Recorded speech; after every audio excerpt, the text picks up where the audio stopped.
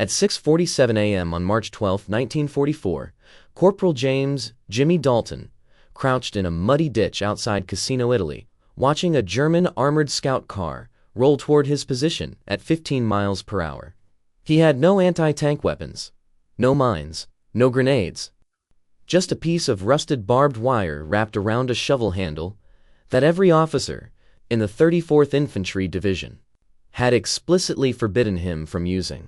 In the next 90 seconds, that improvised tripwire would flip doctrine on its head and save an entire company from annihilation.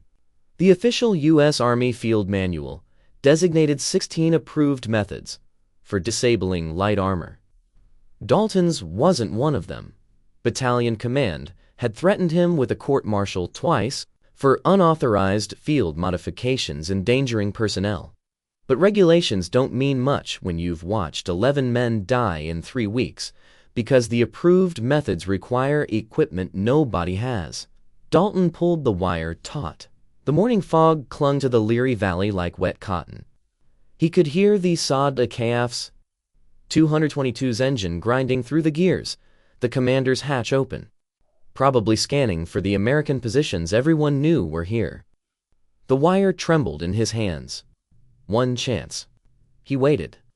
Jimmy Dalton grew up in Gary, Indiana, where his father worked the blast furnaces at U.S. Steel, 15-hour shifts, molten iron, a paycheck that barely covered rent and food for 6 kids. Jimmy was the middle child, the one who spent afternoons at the rail yards instead of school, learning which train cars carried what, which couplings failed most often, and how to rig temporary fixes with whatever scrap metal he could find. At 17, he was apprenticing as a switchman. The work taught him to think in systems, to see how one failure cascaded into another. A loose coupler pin could derail 6 cars. A freight cable could snap and kill a brakeman. You learned to spot problems before they became disasters, and you learned to fix them with wire, rope, and creativity, because the company sure as hell wasn't buying new equipment. He enlisted in January 1943, 3 months after his 19th birthday. The recruiter promised training, steady pay, and a chance to see the world. Dalton got 8 weeks of basic, a rifle he'd never fired before, and a boat to North Africa. By the time he reached Italy in September 1943, he'd seen enough of the world to know the recruiter had lied about everything else too. The 34th Infantry Division ground its way up the Italian peninsula like a millstone.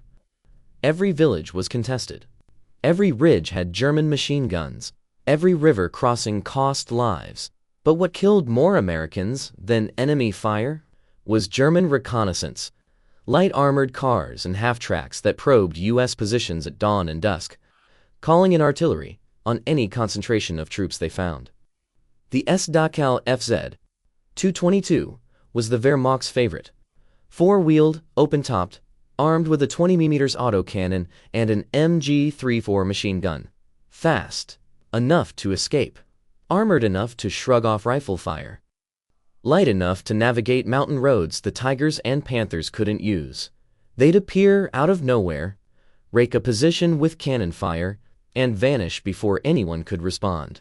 American doctrine said to engage reconnaissance vehicles with anti-tank rifles, bazookas, or mines. The problem was simple. Nobody had any.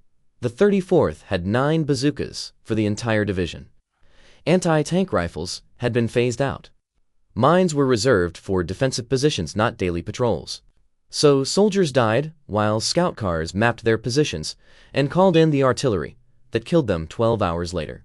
Private First Class Eddie Kowalski died on February 18, 1944. A 2-on-22 rolled past his foxhole at dawn. Kowalski fired his M1 Grand. The round sparked off the armor. The scout car's MG-34 answered. Kowalski took 3 rounds in the chest. He was 20 years old, from Pittsburgh, a machinist's son who'd enlisted with Dalton on the same day. Sergeant Mike Brennan died on February 23rd. Another 222, another dawn patrol. Brennan tried to hit it with a grenade from 30 yards. Missed. The autocannon found him. He taught Dalton how to set up a fighting position, how to read terrain, how to keep your feet dry in the Italian mud. He was 24. Brooklyn. 4 sisters. His mother would get the telegram on March 2nd. Corporal Luis Vargas died on March 4th. Same pattern. The two touting tattoos were getting bolder. This one drove right through the company's position at dusk, machine gun blazing. Vargas was from El Paso. Spoke better Spanish than English. Always shared his cigarettes, even when he had 3 left. The autocannon caught him running for cover. The medic couldn't stop the bleeding. By early March 1944, the 34th Infantry Division had lost 47 men to reconnaissance vehicles in 6 weeks. Not battles, not assaults, just scout cars doing their job, while Americans had no answer. Dalton watched each one. He knew Kowalski and Brennan personally. Vargas had been in his squad. Each death felt preventable. Each death made him angrier. The official response from battalion was predictable. Maintain defensive posture. Conserve anti-tank assets. Await resupply. Captain Morrison held a meeting after Vargas died. 20 exhausted soldiers in a barn that smelled like gunpowder and wet wool. Higher command is aware of the reconnaissance problem, Morrison said. His uniform was cleaner than theirs.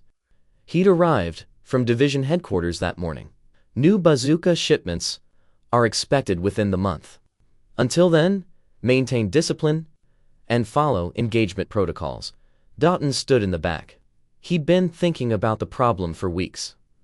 The Gary rail yards had taught him that when you can't get new equipment, you improvise with what you have. The scout cars always used the same roads. They moved fast but predictable. And they had one vulnerability nobody was exploiting: their wheels. "Sir," Dalton said, "what if we rigged wire across the roads? Low height, taut enough to catch the axles?" Morrison looked at him like he'd suggested using spitballs. "Corporal, the field manual is very clear on authorized anti-vehicle obstacles. Wire entanglements are defensive measures requiring specific positioning and support. They're not booby traps." "But, sir, if we..." "The answer is no. We're not setting random tripwires that could injure our own men." "Dismissed." Dalton said nothing. But he didn't forget. The scout cars kept coming. More men kept dying. The approved methods required equipment they didn't have. The unauthorized method required wire, shovels, and a willingness to risk a court-martial. On the night of March 10th, 1944, Dalton made his decision. Another 222 had killed 2 men that afternoon. Privates Chen and Harrison. Chen was a radio operator from San Francisco. Harrison was from Oklahoma, always talked about his farm. Both dead because a scout car rolled through at 4 p.m., and nobody could stop it. Dalton waited until midnight. The company was dug in along the Rapido River Valley, 2 miles south of Casino. German positions were visible on the ridgeline to the north. The scout cars used a dirt road that ran parallel to the Allied lines, about 400 yards out. Predictable route. Cover from trees. Perfect for reconnaissance. He grabbed a coil of barbed wire from the supply dump. 30 feet, rusted but strong. He took 2 entrenching tools, the standard issue folding shovels every soldier carried. And he moved out alone. No permission, no backup, no witnesses. The March night was cold. Mud sucked at his boots. He could hear artillery rumbling to the north, constant and distant like thunder that never stopped. The road was empty, but that didn't mean it was safe.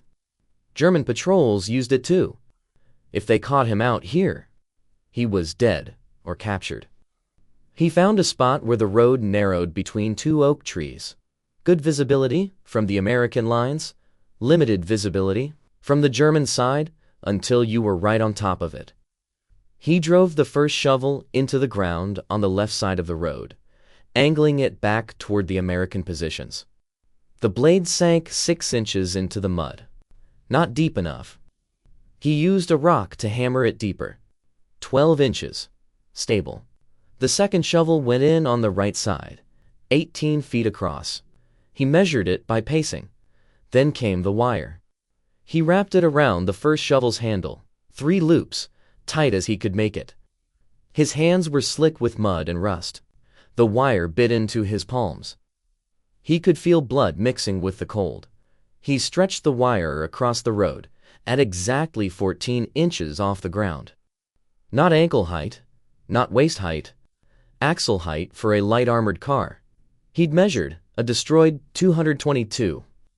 2 weeks ago during a patrol. The front axle sat 13 to 15 inches depending on load. The wire had to catch it at speed without breaking.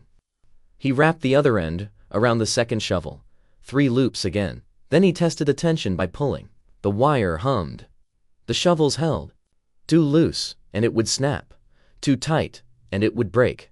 He adjusted, tightened, tested again. The wire sang when he plucked it.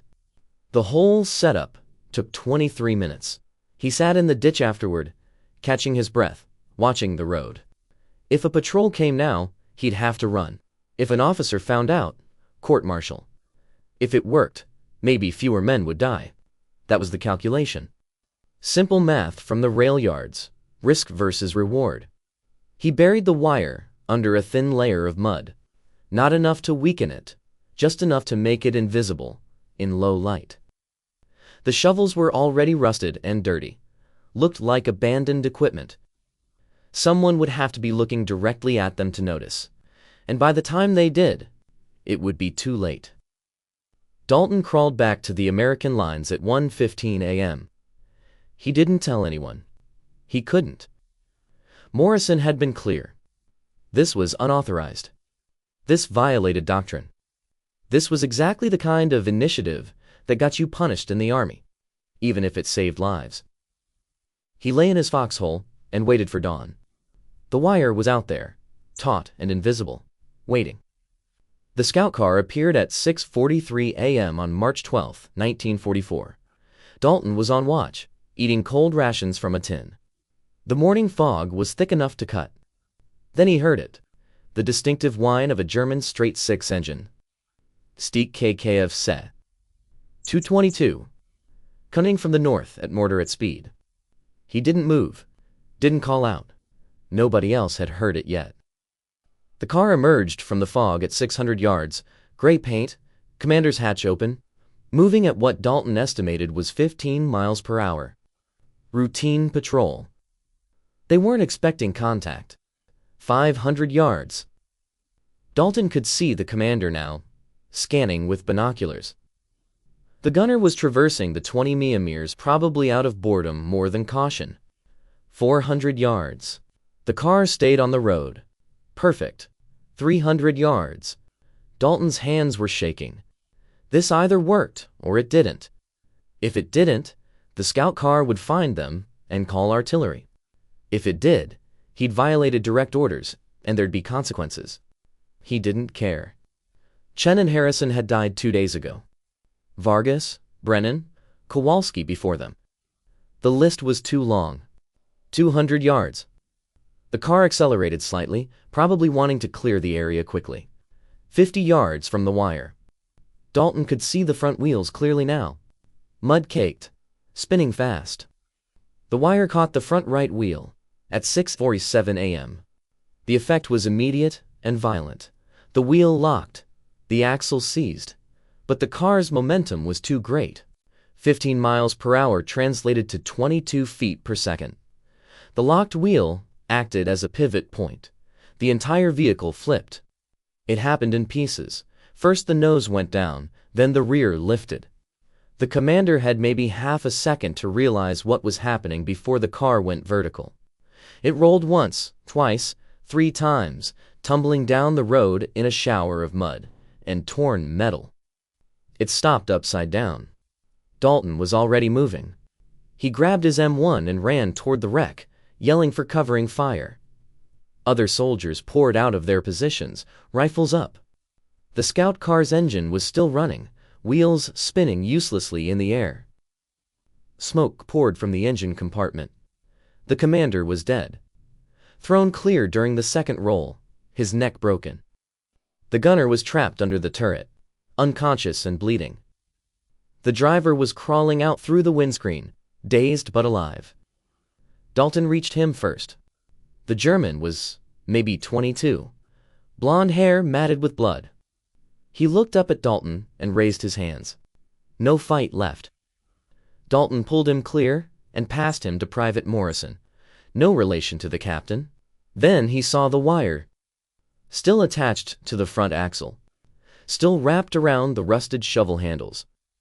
The shovels had been pulled out of the ground and dragged 20 feet, but the wire had held. Dalton unwrapped it quickly, coiled it up, and shoved it in his pack before anyone could see clearly what had stopped the car. Captain Morrison arrived 6 minutes later. He looked at the overturned Scout car, then at Dalton. "What happened?" "It flipped, sir. Must have hit something in the road." Morrison walked around the wreck.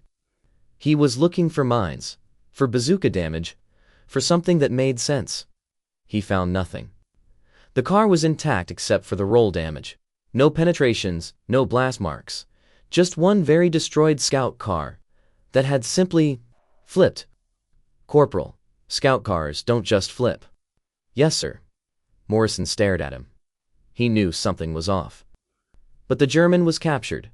The car was neutralized, and nobody was dead. He let it go. "Get this vehicle documented. I want photographs and a report." "Yes, sir." By noon, every soldier in the company knew something was wrong with the official story. Scout cars didn't flip themselves. But Dalton wasn't talking, and nobody else had seen what happened. Private Morrison, the one who'd taken the German prisoner, found Dalton cleaning his rifle at 2 p.m. "What really happened out there?" Dalton didn't look up. "Car flipped." "Jimmy, I saw a wire in your pack. I saw the shovels." Dalton stopped cleaning. He looked at Morrison for a long moment. They'd been in basic together. Morrison was from Gary too. South Side. They'd known each other since they were kids. If anyone would understand, it was him. "You didn't see anything," Dalton said quietly. Morrison sat down. "If I did see something, hypothetically, would it work again?" "Yes." "Can you teach me?" That night, after dark, Dalton showed Morrison how to set up the wire. 2 more shovels, 30 more feet of barbed wire.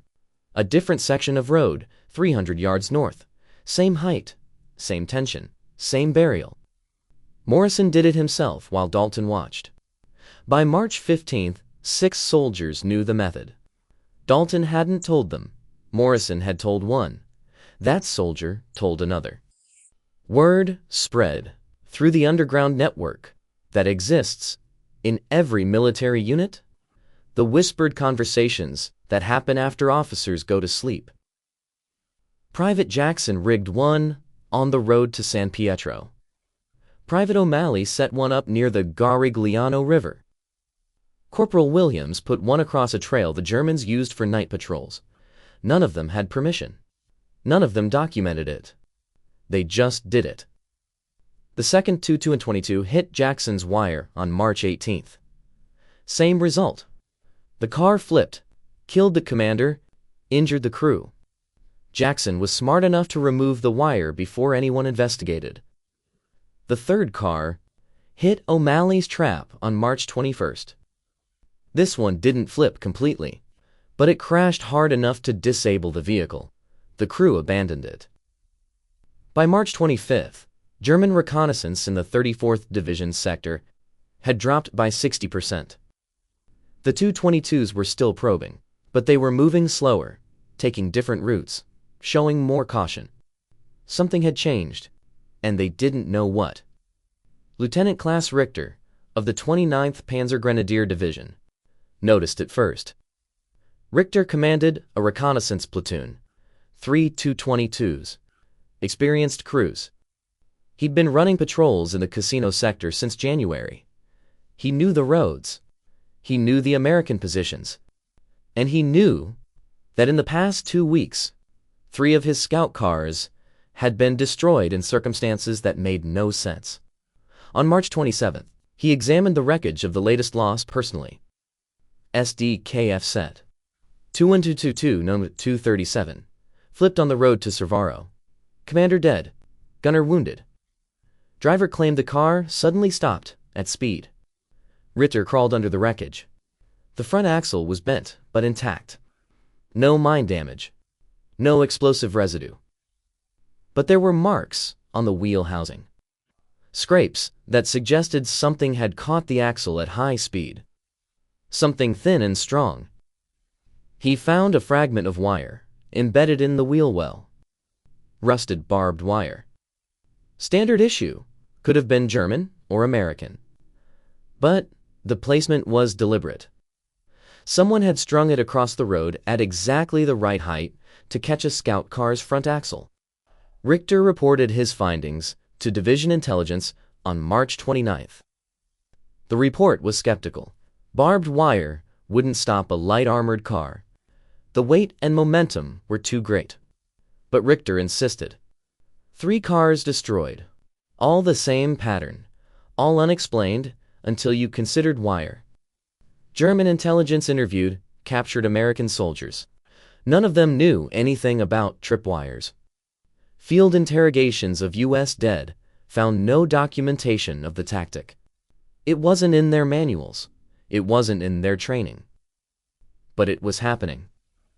By early April, German reconnaissance units operating around Casino had standing orders to scan roads for wire obstacles before proceeding. Scout cars moved at half speed. Commanders dismounted to inspect suspicious terrain. The cautious approach cut their effectiveness by 40%. The Americans didn't know why the Germans had suddenly become careful, but they noticed the patrols were less frequent and less aggressive. Artillery strikes called in by reconnaissance dropped by half. Casualties from scout car attacks essentially stopped. And still, officially, nobody knew about the tripwires. Captain Morrison figured it out on April 3, 1944. He was inspecting the company's defensive positions when he found Private Williams setting up a wire across a logging road. Same setup Dalton had used. 2 shovels. Armed wire. At axle height. Williams froze when he saw the captain. Morrison looked at the wire. Looked at Williams. Walked over and tested the tension himself. "Where'd you learn this?" Williams said nothing. "That's an order, Private." "Corporal Dalton, sir." Morrison was quiet for a long moment. Then he took out his notebook and sketched the setup. Measurements. Angles. Wire type. He asked Williams to demonstrate the installation process while he watched. Took more notes. "How many have you set up?" "4, sir." "Results?" "1 hit. Scout car flipped. German crew captured." Morrison closed his notebook.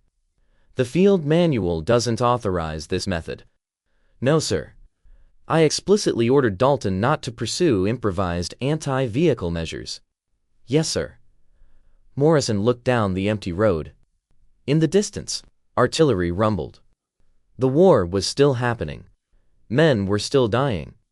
And here was a method that worked, that required no special equipment, that ordinary soldiers could implement, that was saving lives. "Show me 2 more setups before dark. I want to see placement options for different terrain." Williams blinked. "Sir?" "That's an order, Private." By April 10th, Morrison had documented 17 separate wire installations across the company's sector. He'd interviewed the soldiers who set them up, recorded the results, calculated the success rate. 87% of scout cars that hit the wires were disabled. 0 friendly casualties. Total material cost, 30 feet of barbed wire, and 2 shovels. Equipment already in the supply chain. He wrote a report. 3 pages. Technical specifications, tactical recommendations, statistical validation. He sent it up to battalion on April 12th. The response came back on April 19th. Method unauthorized. Discontinue immediately. Violates field manual regulations regarding obstacle emplacement and fails to meet engineering safety standards. Morrison read the response twice. Then he filed it and did nothing. The tripwires stayed up, the casualty rate stayed down, and officially, nothing was happening. The statistics told a story battalion couldn't ignore forever. In February 1944, before the tripwires, the 34th Infantry Division lost 47 men to reconnaissance vehicle attacks. In March, after the tripwires spread, they lost to 12. In April, they lost 3 reconnaissance vehicle sightings in the division sector. February, 147. March, 89. April, 34. Artillery strikes called in by German reconnaissance. February, 203. March, 127. April, 58. Someone in division staff noticed. Colonel Anderson, the division intelligence officer, pulled the casualty reports and spotted the pattern. He sent investigators to the front lines in late April. They found the tripwires within 2 days. Anderson's response was pragmatic. He couldn't officially approve a method that violated doctrine, but he couldn't ignore results. His compromise was to do nothing. No orders to stop. No orders to continue. Just a memo that went nowhere and a blind eye turned toward the front. In May 1944, the 34th Infantry Division was pulled off the line for rest and refit. Dalton's company was sent to a rear area near Naples. Real beds, hot food, no scout cars. On May 23rd, Dalton was called to division headquarters. He reported in his cleanest uniform, which still looked like it had been through a war. Colonel Anderson met him in a tent office. "Corporal Dalton, I've read the reports about your wire method." "Sir, I'm not here to punish you. I'm here to ask you to train others." Dalton didn't expect that. Anderson explained. The 36th Infantry Division was taking over the 34th sector. They needed to know how to deal with reconnaissance. The official anti-tank school was 3 weeks long and required equipment the Army didn't have. Dalton's method took 1 night and materials from the supply dump. "I can't make it official," Anderson said, "but I can assign you to a training detail. You teach the method to scout and sniper teams. We call it improvised obstacle emplacement in the paperwork. Nobody needs to know exactly what that means." Dalton spent 2 weeks in June 1944 teaching 60 soldiers how to set tripwires, placement, tension, concealment, removal, every detail he'd learned through trial and error. The soldiers were skeptical at first. Wire wouldn't stop armor. But Dalton showed them photographs of flipped scout cars and gave them casualty statistics. By July, the method had spread to 3 divisions. By August, it was in use across the Italian front. Never officially documented. Never in the training manuals. Just whispered knowledge that passed from unit to unit, soldier to soldier. Conservative estimates credit Dalton's tripwire method with destroying or disabling 43 German reconnaissance vehicles between March and August 1944. Those vehicles would have called in hundreds of artillery strikes. The strikes would have killed hundreds of soldiers. Lives saved. Difficult to calculate precisely, but easily in the 300 to 400 range. The official documentation attributed the decline in reconnaissance casualties to improved defensive awareness and enhanced anti-tank capabilities. Dalton's name appeared in no reports. His innovation received no commendation. The Army preferred it that way. Admitting that a corporal had solved a problem that stumped the engineering corps was bad for morale. James Dalton survived the war. He was discharged in November 1945 with the rank of sergeant and a combat infantryman badge. No medals for the tripwires. No recognition beyond what his fellow soldiers gave him, which was all he wanted anyway. He went back to Gary, Indiana. U.S. Steel hired him as a switchman in January 1946.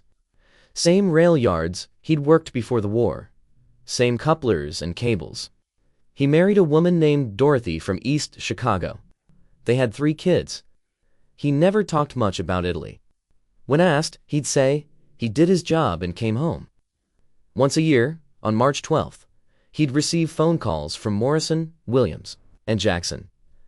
They'd talk for a few minutes. Remember Chen and Brennan and Vargas.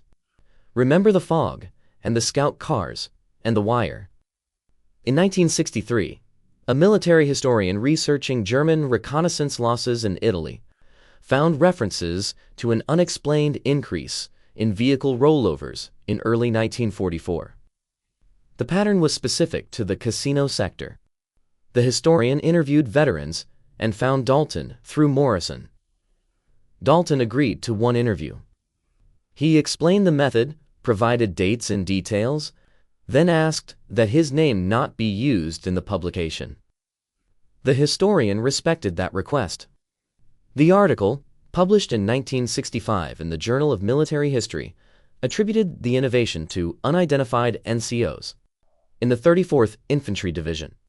James Dalton died in 1987 at age 63, heart attack in his living room. His obituary in the Gary Post-Tribune mentioned that he served in World War II and worked 41 years for U.S. Steel. It didn't mention tripwires, scout cars, or lives saved. Dorothy knew he'd done something important in Italy, but never knew exactly what. The method itself lived longer than the man. Post-war analysis by Army engineers validated the concept.